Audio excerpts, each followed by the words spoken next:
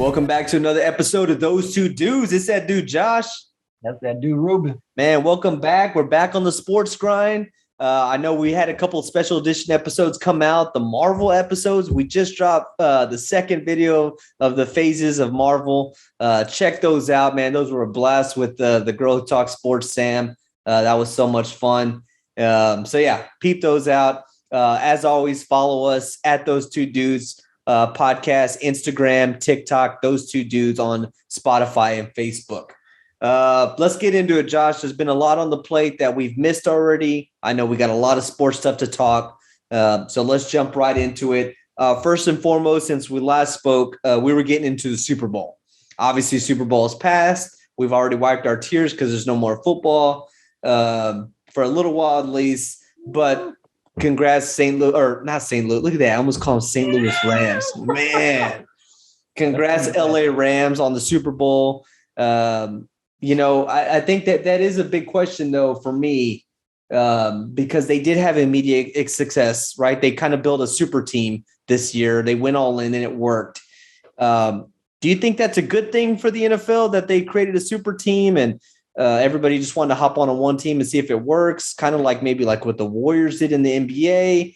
Or is it bad because maybe it's not taking the league too seriously and maybe showing how important the draft maybe isn't? Or is it nothing at all? I mean, I don't think it discredits the draft. I mean, look, the Rams wanted to win it. They're ready to win it now. Like, they had a roster that was just about ready to win it now. So they just had to make a few tweaks, plug in a few players here and there to put the icing on the cake. You still got to build through the draft. You're not just going to build completely through trades and all that stuff. So I don't think it really discredits the draft. As far as what was your other question? Was it good for LA? Yeah, I mean, is it good for LA, like building super teams throughout the year, right? Because if these players just want to jump ship, if you're one of these teams that you've been building for years and you're on the cusp, but you haven't been able to just get over the hump, then yeah, go for it. Your windows is not going to be, it's not huge. Not every team's going to be the New England Patriots. So if you're right there on the cusp, yeah, go for it. Make trades, go after high profile veteran free agents, do all that stuff, do whatever you got to do to win a Super Bowl while your window's still open. So yeah, I mean, that's fine. And didn't you asked if it was good for the NFL? Yeah. Okay. Yeah. I mean, anytime a market like Los Angeles is successful, I think it's good for your sports league, whether it's the NFL, NBA, or Major League Baseball or whatever. So I think it's good. I know, look, they don't got a great following in LA as far as football goes right now.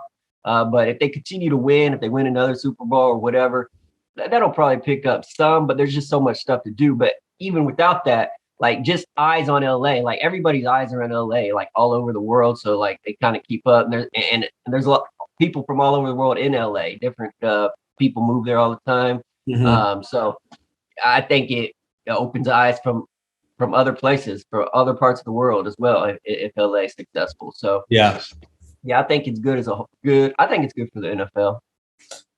I mean, I guess it's all right? I mean, I think, it's good for the NFL that they have a team that they moved to LA and they won the Super Bowl in their home stadium.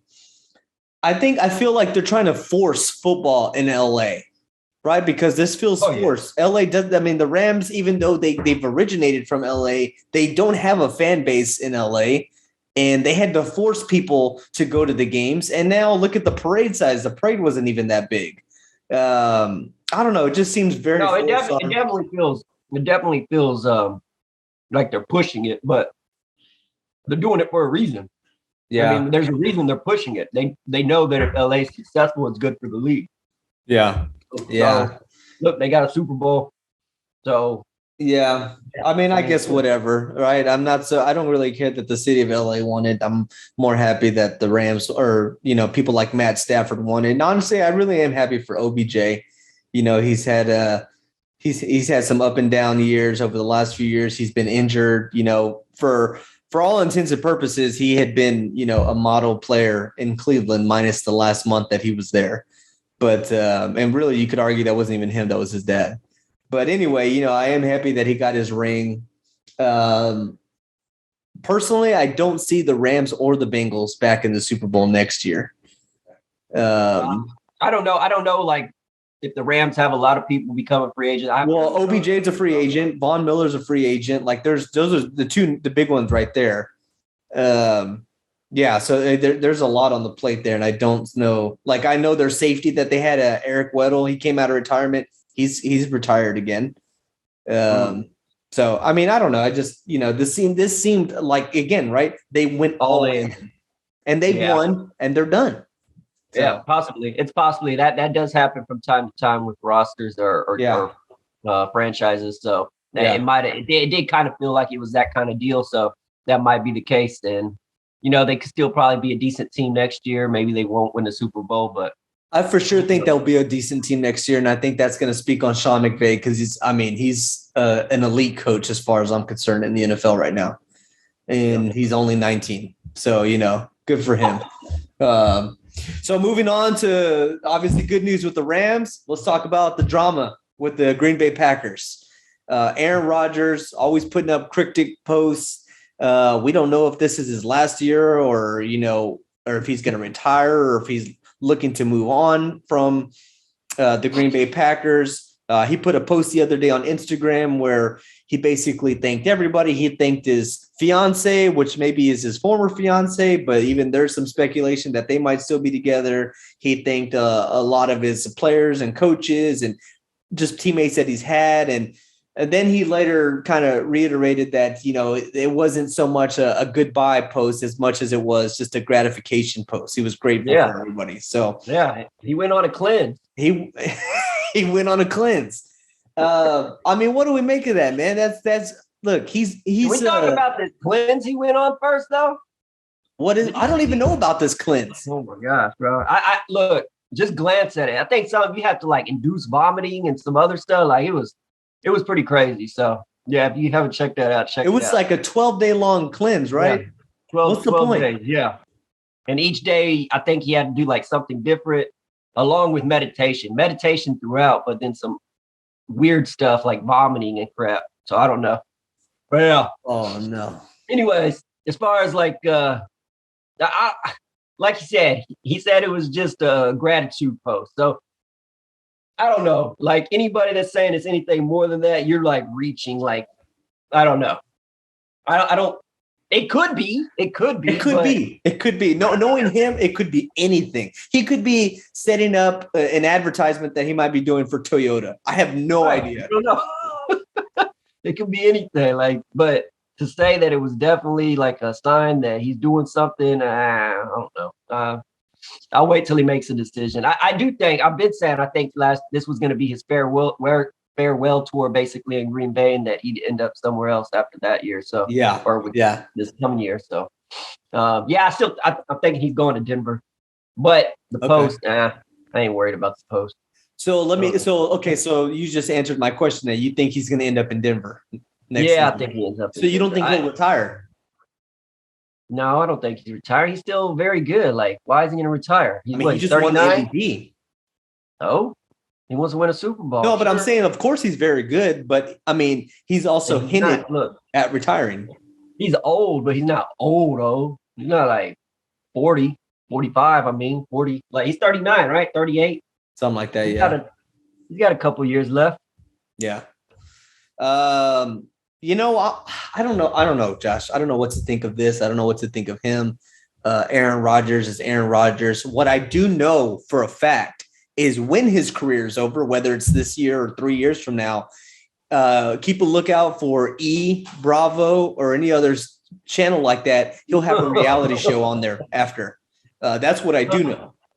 Yeah, I don't know, but I wouldn't be surprised at all. That's what I do know. I don't know. I don't know if I had to guess, honestly, I've been so up and down with him this year, just thinking about what he's going to do this offseason.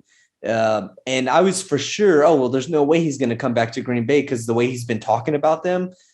I feel like he's repaired. They have repaired their relationship a little bit. I think he comes back to Green Bay. Really? Yeah. Again, nothing would shock me. Nothing would shock me at this point, but I think he comes back to Green Bay. And it depends on what they do with Devontae Adams, because he doesn't want to come back if they franchise tags him. Why?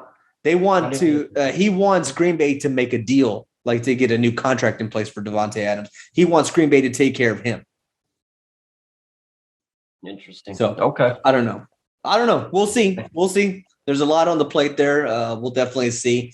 It wouldn't surprise me if Aaron Rodgers maybe signs up for the new USFL league, which is the next thing we're going to talk about now.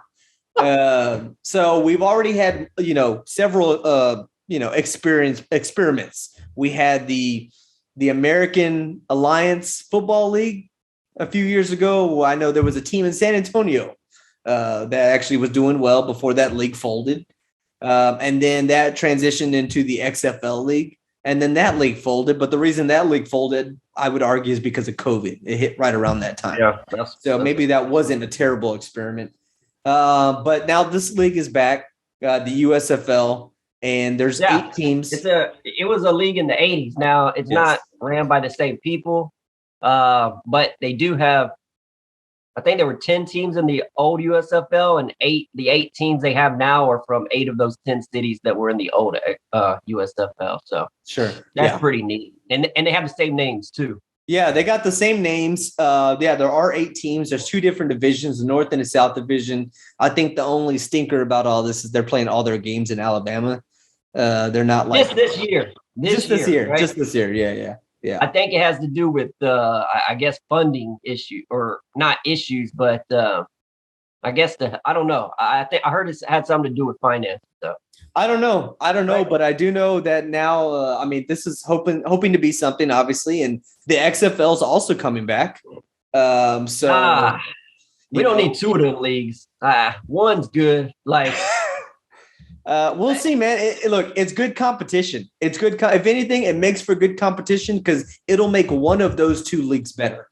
And look, what about the CF Canadian Football League? It's exactly It's exactly that. The Canadian Football League. But Americans it's solid. That has always been like, that's been a solid league. The thing the Canadian Football League needs, they need to expand it to the United. I don't know. They were in the United States at one time. They had a San Antonio team. Back in the 90s. But then I don't know, I guess they focused on Canada, and they only have I think if they had some United States football teams, I think the USFL could work out because it has a lot of ties to the NFL. So they got a lot of former coaches. So I'm just looking at it, the Michigan Panthers, their head coach is Jeff Fisher, your boy Jeff Fisher. My guy. Hey, he always gets clowned on because he's known for going 8-8. Like I remember our last year in Houston, and then our first 2 years in Tennessee, we went 8-8 all 3 of those years. We had we had plenty of 8-8, 7-9 type seasons. I would argue that he ruined he ruined the start of Jared Goff's career, and I would argue that he ruined Vince Young's career. But that's neither here nor there. That's just what I would argue. His coaching style probably didn't transition into the good later 2000s into today's league. But he had successful years when we were transitioning from the Oilers to the Titans. Specifically, our first year as the Titans going to the Super Bowl, but then even multiple playoff pushes the next few years after that as well. Yeah. So yeah, he definitely, I guess, he's got an old school type coaching mindset. So. Hey, dude, he has to adapt, especially in the USFL, because the old USFL in the 80s, that was a passing league. So, if this is going to mirror that league or even the NFL, it's going to be passing. So he has a lot of changes he needs to do. Yeah. But yeah, going back to all the ties in the USFL, right? There's Tampa Bay Bandits. They're led by Todd Haley. Todd Haley's had a lot of coaching experience in the NFL. He's been a head coach. Let's see here. The New Jersey Generals. Mike Riley's their head coach. He's been a head coach in the NFL. Check this. The old North Carolina coach is coaching too, right? I believe. Maybe. Houston Gamblers. Their head coach, Kevin Sumlin, former A&M coach. Oh, okay. There you go. So that's a good deal there. Obviously, they're in Houston, and I know there had been rumors that Johnny Manziel wanted to try out for this league. Did you hear about how much they were going to make? Did you hear how much I didn't. The players were gonna make? The thing is, if you're like a full-time player, like if you're a player on the roster through all 10 weeks of the season, yeah, $45,000. That ain't bad. $45,000 for 10 weeks that was that 2.5 months. That's not bad. I think if you're on the practice squad, I think you get like $1,500 a week. It equals out. It was like $1,500 a week for practice squad players, $4,500 a week for players that are on the active roster through the season. 4,500 for 10 weeks. 4,500 every week for 10 weeks. Yeah, not bad. That's not bad. No, it's not bad. I mean, it's 45 grand. We don't even. I mean, you got to assume that they have other sources of income other than that, right? Well, I mean, look, these dudes this league they're not only playing football, right? Like, I don't think, like, if you're only playing in this league and because you're not even good enough to be like, or they're not, maybe some of them are good enough, but they're not even like third stringers on an NFL roster. Like, so. They're not even practice squad players on an NFL roster. Right. So they are what they are, and they're making $45,000 for 10 weeks. Is that just a USFL contract? Is this with the idea that each team will have their own salary cap and they'll be able to sign players? I'm not sure. I briefly looked at it and I saw it, and there was something else. There was practice squad players, and I guess there was like players that were trying to try out. I don't know. So there was something under practice squad players that made $600 a week. I forgot what that was though. Okay. It was that $600 a week, $1,500 a week, $4,500 a week. Crazy. Okay. I was just looking at it right now. I saw it, the New Orleans Breakers. Their head coach is Larry Fedora, former UNC coach. There you go. Okay. Yeah, I thought I seen him up there. Okay. Yeah, so you're right about that. Look, I'm just excited to see football. So I don't care. I don't care what that looks like. But I still think the Canadian Football League is like that second tier league. I mean, it might be, but nobody. The reason I don't think we get excited about it as Americans is because there's no teams that we can have a tie with. If they came down here and they had some teams, and like if they still had the San Antonio team, heck, I might go check them out because I do think that's the second tier league. I think that's where the second best players are. Well, that American league that they had, the American Alliance Football League, they had that was a good league. And I went to one of those games in San Antonio, and that was a packed stadium, and they were doing well. And I think Blaine Gabbert was on a team who is now on the Tampa Bay Bucks roster. PJ Walker was a star quarterback in that league. He's now a quarterback with the Carolina Panthers. Like, that was a good league, and that was a good they were fishing. NFL teams were fishing from that league. So they were tinkering with different officiating things too that the NFL doesn't have. So and that's another thing too. That's the XFL is looking to. The NFL is hoping to use XFL as a test dummy for new rules that they're looking to implement. So it could work out. Cool. Can't wait for that. Football is back, kind of. So we'll keep a lookout for that. NBA, man. Let's jump into the NBA. We haven't talked much NBA all the season. It's about time because now we're hitting up on post All-Star break. Trade deadline was a mess. Probably some of the craziest trade deadlines I've ever seen, especially for our San Antonio Spurs. We made a ton of moves that we don't normally make. Never done that before, which is crazy. No trade bigger than the one the Philadelphia 76ers and the Brooklyn Nets made, which essentially they traded Ben Simmons for James Harden. Obviously, other players were included. Andre Drummond, right? I didn't know like Andre Drummond, like Seth Curry. Is Andre Drummond a nothing now? Because I didn't even know about him being part of this trade until I looked into the trade. Dude, Andre Drummond is just falling at the wayside, man. He's for whatever reason, the shelf life of a big man like him, they don't last long in the NBA. Interesting. Okay. So that was a huge trade. Obviously, Ben Simmons was sitting out all season waiting to be traded. The 76ers got James Harden. James Harden's been injured, so neither player have made their debut. Who does this trade benefit, and who wins it? Can there be a tie? I actually like to trade for both teams. Brooklyn needed somebody that doesn't need to score as much. And Simmons doesn't need a score. He can just Simmons doesn't want to score. play defense. There's a difference. Yeah, he doesn't want to score. He can just distribute the ball, play defense. And I actually think that the fact that they have those two star scorers in Irving and Durant will actually loosen the floor up for him some and allow him to get to the hoop a little bit easier, which is the only thing he's really effective at as far as scoring goes.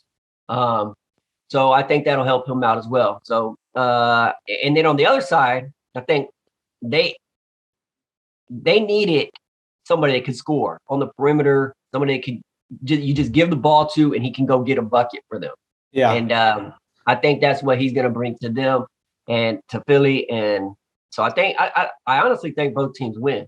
And then you got some draft picks in there that got shuffled around, like you said, a few other players as well. But as far as what's going to make an impact this season, I think it could work out for both teams. I think both teams do win. I think specifically for Brooklyn, maybe it benefits them so much because, like you said, they need one less score, and that's exactly what they got in Ben Simmons. They even got Seth Curry off it, who's a 3, man. That's 3-point shooter too. So that's huge. If I was them, I wouldn't have made this trade. I wouldn't have sent Harden to another team in the East that's going to compete with them. I would have sent him out to the West. Just for competition. But Ben Simmons might have been the best they could get. Yeah. And also, I don't know, man. And, Harden, he even said Philly was his number one team that he wanted, when he left Houston. So I agree. I think it benefits both. I think it matters. Man, he must have really hated being in Brooklyn if he came in. Well, he played 1 year. He even played none of this year. Yeah, they said they played there was just a handful of games that him, Durant, and Irving all played together. They were on the floor. Why? I don't. Okay, we'll save that for another day. But yeah, the trade, as far as the trade goes, I like it for both teams. Okay. Yeah, I like it too, man. And with the way these standings are playing out, and it's going to be a tight race, and there's between the top 6 seeds. They're only separated by 4.5 games. So that's wild. So it's going to be a tight NBA season. Well, it's going to be a tight NBA season. Real quick, though, who do you like? Just who do you like in the East? In the East, who do I like? I like Milwaukee and I like Philly. That's who I like in the East. I think there's 3 teams it could be. I think Miami, Milwaukee, or Brooklyn. I really like Miami if Victor Oladipo can get back healthy. Honestly, I haven't paid enough attention to Miami this year. I know they're. I like the way the roster's built. Why aren't we talking about Chicago? That's crazy. I don't. Too young, too new. Any team that leans on DeRozan as much as they do. Look, he's putting up some good numbers this year, but dude, he's having an MVP season. As far as playoffs go, I just don't see him being able to sustain it. So there's that. That's why fair. I don't talk about Chicago. That's fair. I think Milwaukee, just because they essentially returned that whole team. They also got Serge Ibaka in the trade deadline, which it's pretty big. That's significant. Maybe. I don't know. I don't know what he's doing these days. I don't know what kind of numbers he's doing. He's in Milwaukee. That's what he's doing these days. Yeah, you're right. I don't know what he was doing, but I think maybe just name alone, I felt like that was pretty significant. But the fact that I couldn't have been more wrong about the Bucks last year. And then to see how they're playing this year, I feel like, okay, maybe they can do it again. I don't know. We'll see. But there's a ton of basketball to still be talking about, and we'll keep talking about that later on. But speaking of the NBA, go ahead. Hold on. Wait, what are you doing? Another NBA? We're bringing up. Okay, go ahead. Well, I wanted to talk about the list that just came out, man. The top 75 players of all time. They just had the anniversary, and then ESPN had their rankings of the top 75 players of all time. I went through the list. You went through the list. I saw a lot wrong with it. You saw a lot wrong with it. Let's just focus on, the top 10, 12 players that we saw.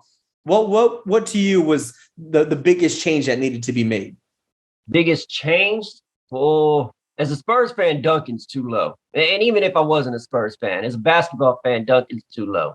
Like what he did for the Spurs, like, bro, they're nothing without him. Them championships don't happen at all. Probably not one of them. Like, he was a good passer. He was a good shooter. He could post up. He could hit the bank shot. Like, he did so much. He was just like calm, cool, collected at all times. Like, Yeah. he didn't let emotions change the way he was playing, whether the game was going good or bad. Like, he was just so good, bro. So good. And he did it for so many years. He's too low. I also think Hakeem Olajuwon was too low. That was my biggest one. Kobe over Shaq is ridiculous. That was another one that I thought.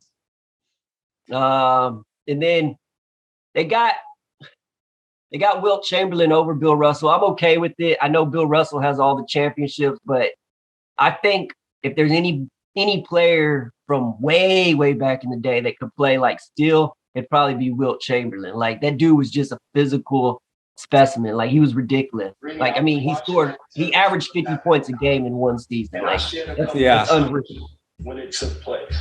And let me tell you why. Yeah, I hear you. My computer's going off. I don't know why it's going.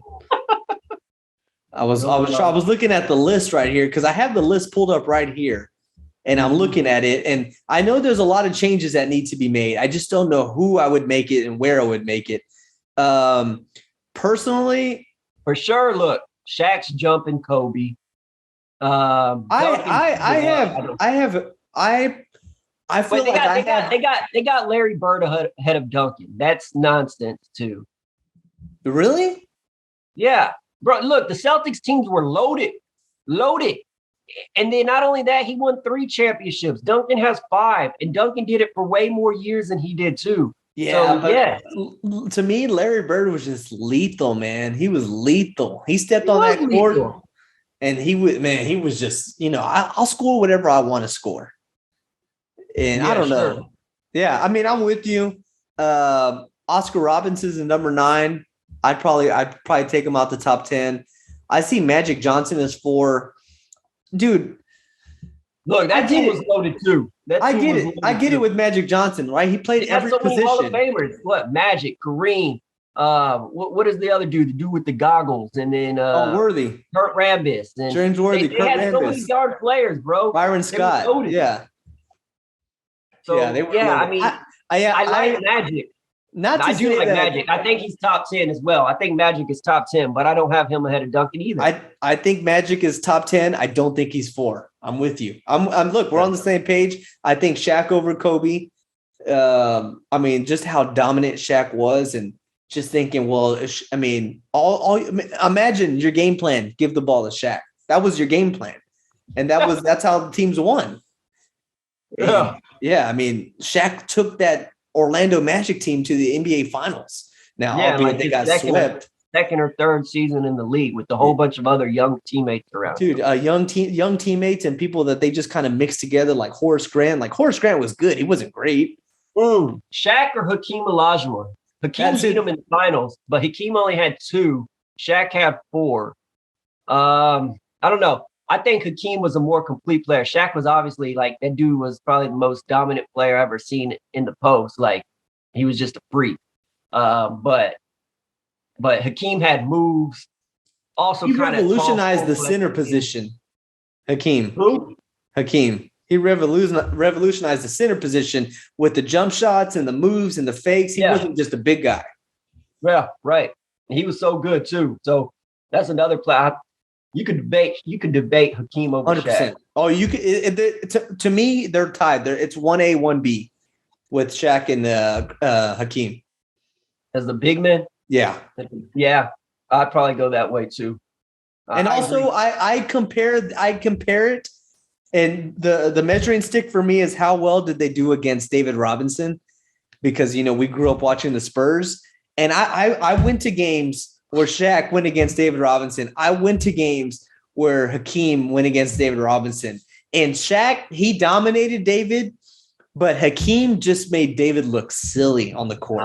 The worst was in the Western Conference. The Western Conference Finals, man. I was at one of those games. MVP for the season. Yeah. Yeah, that was my first game to ever go to. Was like I don't know, game 4 or something like that was my first ever. I was at one of those games, and Hakeem, man, just did silly things to David, man. He just did silly things.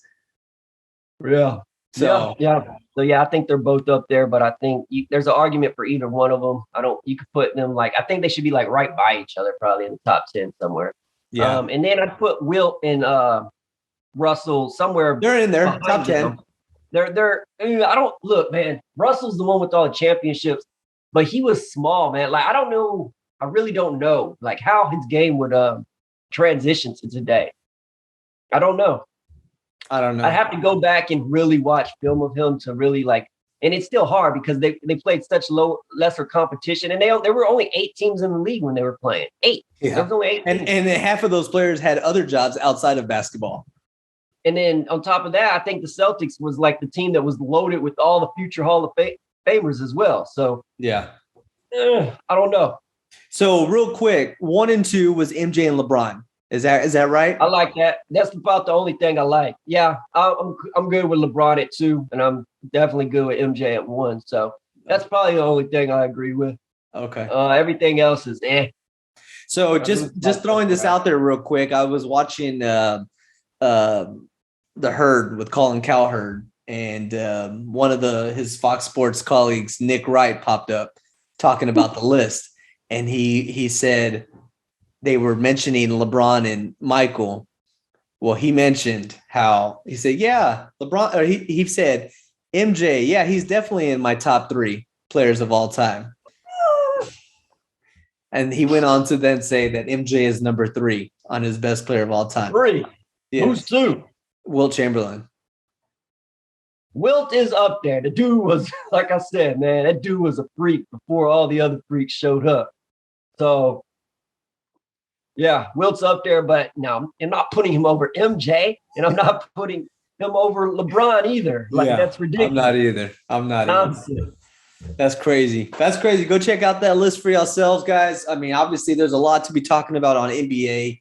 I'm sure we're going to talk about more, the standings, because this is going to fluctuate so much. There's a lot of drama going on in New Orleans with Zion and him eating all that fried chicken down there in New Orleans, all that, and gaining so much weight and having to go to rehab every 2 minutes. So we'll see how that goes. But hey, man, there's still other news out on the plate.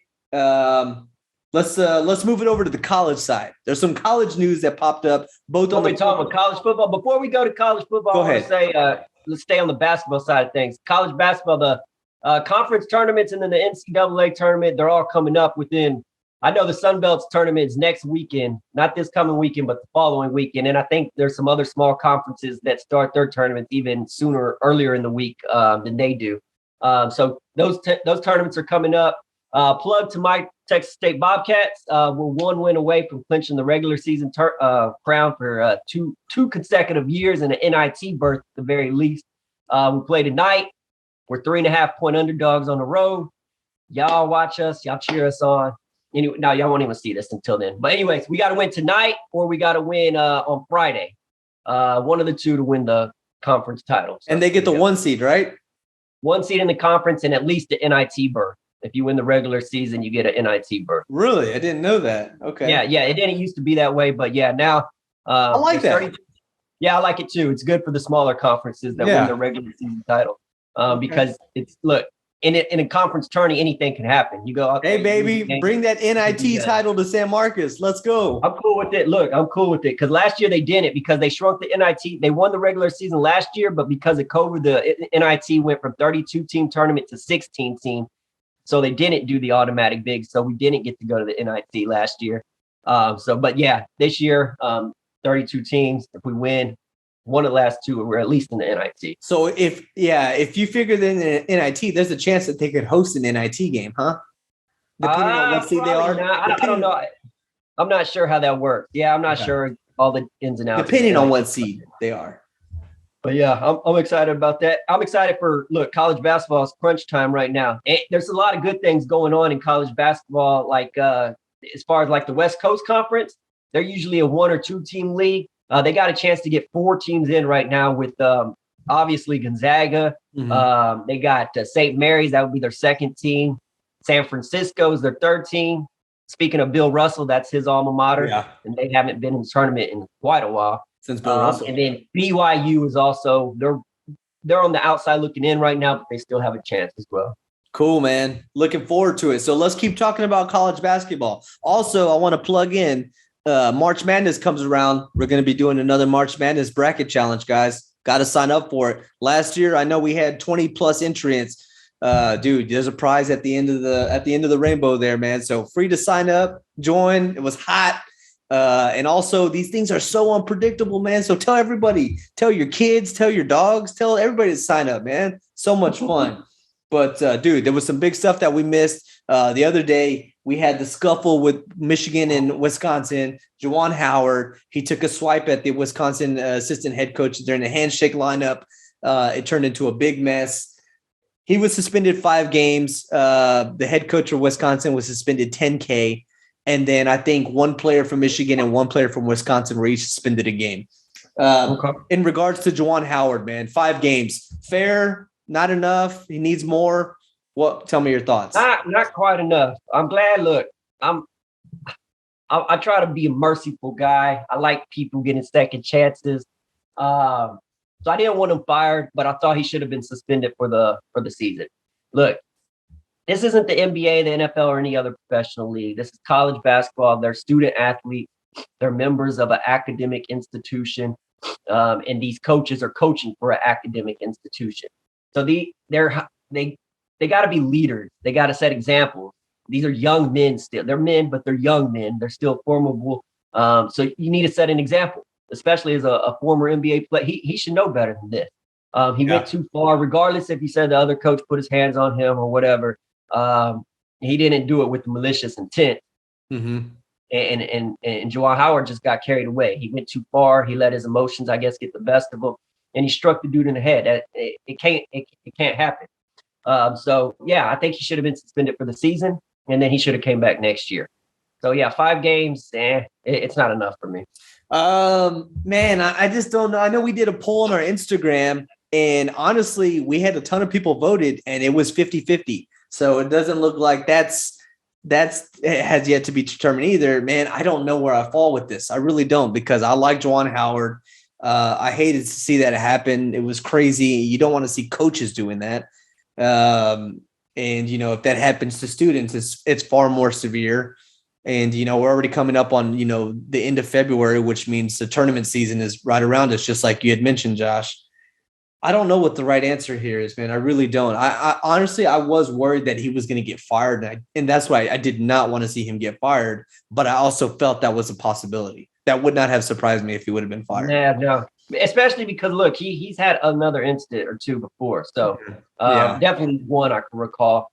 And that wasn't too long ago, maybe, like last year, maybe. So, yeah, this is a second incident. I would not have been totally surprised if he was fired. If it happens again, I'd be surprised if he wasn't fired at that point. So. Sure. I mean, right. Obviously, it depends. But, yes, I mean, you got to think that this isn't his first or second strike. So, yeah, I mean, 5 games. I guess I'm with you. I was expecting a season-long suspension. The 5 games kind of feels weird. And you're just right back in the conference. Yeah, I don't know. Weird. I don't know. But we got to suspend you, but we want you to be able to coach in the games that we want you to really win, which is in the tournament, conference, and so forth. So, these games don't really matter. So I don't know, man. It was a crazy, crazy scene out there on the court, and it was right as CBS was getting off the broadcast. That's when the scuffle happened. So kind of crazy to see, but I guess we'll see how that plays out, how that affects the Big Ten tournament, and if that has any sort of rallying cry for Michigan going into the Big Ten tournament. All right, so moving on from college basketball, let's go into the college football. Obviously, big news. This is something that's right up your alley. The playoff committee just announced that they were not going to be expanding past a 14 playoff, at least until their current deal runs out. I know there had been talks about a 12-team playoff. But that would have been nixed because not all the conference chair guy, the commissioners from each conference, they couldn't come up to a conclusion. There was a lot of debate there. So I obviously know that you're disappointed in this. I'm disappointed, but at the same time, I'm kind of like, it's probably for the best. Yeah, expansion needs to happen. It should have happened last year, the year before, many years ago, because all teams have to have a path for us to have a fair football league. Anyways, despite all that, right now ESPN has a monopoly on college football, and if they were to expand the playoffs now, ESPN would have a monopoly on that, which probably wouldn't be a good thing for college football. So once you let this agreement run out, then other TV partners and perhaps like Amazon and all these other people that are going to try to get involved, they'll have hands into the table. So ESPN can't just run everything. Right now, I mean, look, what the Big 12 commissioner was saying, that ESPN was trying to get other conferences to take teams. So if ESPN has that much power in this thing, like, that's not good.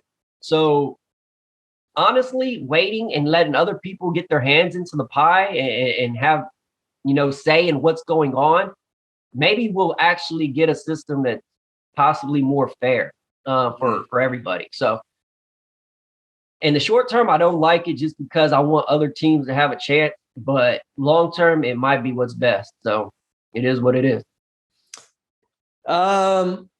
I mean, I didn't think that they were going to make a deal regardless before their contract expired. So I almost look at it as nothing, because I just didn't expect anything to happen before then anyways. Well, I thought the way they were pushing it for a little while there, I thought it was, but then as it dragged out, I was like, what's going on? Yeah. So yeah, I'm not totally surprised when the news broke. I was like, it didn't really shake me too much, because I guess I wasn't that surprised when it happened. As a whole, for me, though, I think at max, it's 6 teams in the playoff. I don't see more than that, because it just doesn't. There aren't 12 teams that are capable of winning a national championship. That's not what it's about, though. It's about creating an even playing field, to balance the playing field. To have more teams have their names out there so that eventually the playing field is level. So yeah, and just creating a path that's fair, like any other sports league does. But we're going on a rant. Yeah, we're going on a whole nother tangent. Yeah, bottom line is, I think that the expansion is still happening. It's just being delayed because of, I think there's commissioners that don't like the fact that ESPN has a monopoly on college football right now. Yeah. And also there's disagreement on the format of the college football playoff when it does expand. I think everybody, for the most part, wants it to expand. It's just, how do they expand? And then I think the other thing is they don't want ESPN running everything. So I think those are the two things. And then when this agreement runs out, then it gives them more time to decide to come to an agreement on the format. And when these other TV partners get their hands on things, we won't have to worry about ESPN having a monopoly on it. So, gotcha. Okay. What's going on? Okay, man. I mean, we'll see. We'll see how it is. I mean, there's a lot to look forward to. I mean, obviously, college football. I know there's a lot of people regretting that they went ahead and moved forward with the NIL deal, because that's changing the entire landscape of college football as we speak. Whether it's for good or for bad, I don't know, but it doesn't. I personally don't think that they thought about this all the way through. And that looks evident. That looks very evident. Yeah, I mean, that in itself is funny to see, and players just getting paid to go everywhere. I mean, it's like, you can just, I mean, look at what Lincoln Riley did. Went to USC overnight. He brought Caleb Williams with him at USC. Now all of a sudden USC is a favorite in the Pac-12. I don't know, man. This is just funny. This is a funny year, and honestly, I think that this NIL deal is really going to take into effect this coming year. This will be like the first year where it really affects, and what that looks like on the field with new players going to new teams. I mean, we'll see. We'll see. We'll see, man. There's a ton on the plate to talk about. Good thing about sports is it's a never-ending reality show that we absolutely love. So we'll keep up with all the drama. Also, we got a lot of drama going on in baseball, man. They're still talking. They still haven't agreed on a bargaining agreement. They're still having their talks. They delayed the start of training camp and those games that was supposed to start in early March. They delayed that. They pushed that back. I don't know till when, but the season is supposed to start March 31st. That hasn't been pushed back yet, but I think it may. So I don't know what to make of these talks. I don't know all the ins and outs of front office baseball talk, but man, I'm kind of worried that the season. When is the season supposed to start? March 31st. Like that's spring. That's when spring training is supposed to start. No, that's when the first game is supposed to start. Oh, spring training is supposed to already be going on. Yeah, and that was spring training is supposed to start in March 2nd. That's been pushed back. That's been postponed. Look, man, not good for baseball. Baseball's not the NBA. It's not the NFL. They cannot afford to have this. They need fans, and this doesn't help you get fans. So, yeah, not a good look for them. They need to get whatever is going on. They just need to get it situated before the season starts so they can have a full Major League Baseball season. Otherwise, yeah, not good, man. Not good. It seems like the MLB is always having this kind of issue. Like they have this issue more often than the other sport. I think NHL also has this issue, but MLB has this issue more than any of the four major sports. Yeah, well, yeah, all I can say is they better get it situated. I'm not a huge baseball fan, but I do want them to be successful. I do watch a game here and there. I do watch some postseason ball. Postseason baseball is the best. Yeah, postseason is fun to watch in baseball. The environment's way better. Each game means more. For me, baseball seasons are just too long to really get involved. But I know some people love it. And look, this ain't the way to bring in new fans. And so bottom line is they need to get the whatever's going on fixed. Yeah, they do. So, we'll definitely keep talking about that. Keep an eye out NBA topics that we'll be talking about. NFL drama is always going on. I'm sure there'll be some Aaron Rodgers updates. I know there's going to be some Deshaun Watson updates. We'll be talking about that. Even Russell Wilson updates, because I've heard of some trade rumors here and there. Baker Mayfield, is he going to be coming back to Cleveland? Derek Carr, what do they do with him? Because he's on his last year of his contract, but he's seeking a $35 to $40 million new contract. So do they sign him? Do they trade him? Or do you cut him? Like, what do you do with Derek Carr? I don't know, man. So, there's a lot going on, man. There's a ton going on in the NFL. Always love the news, love the drama. And college basketball, again, March Madness right around the corner. Keep a lookout. We're going to be hyping up our bracket challenge. And then also, guys, go check out Marvel, our videos that we posted, man. Phase 1 and 2 video has been dropped last week. We just dropped the Phase 3 video. Go check that one out, man. That was a ton of fun. Let us know. Drop a comment. Let us know your favorite Marvel movie. I know Josh's favorite Marvel movie is Garfield. So let us know, guys. Keep an eye out. Let us know what y'all want to hear. That's it, man. That's it. Oh, also go follow us at Those Two Dudes Podcast, Instagram, TikTok, Those Two Dudes on Spotify and Facebook. So keep a lookout, like and subscribe, push all those buttons. It's that dude, Josh. That's that dude, Ruben. Go push the subscribe button. Let's go.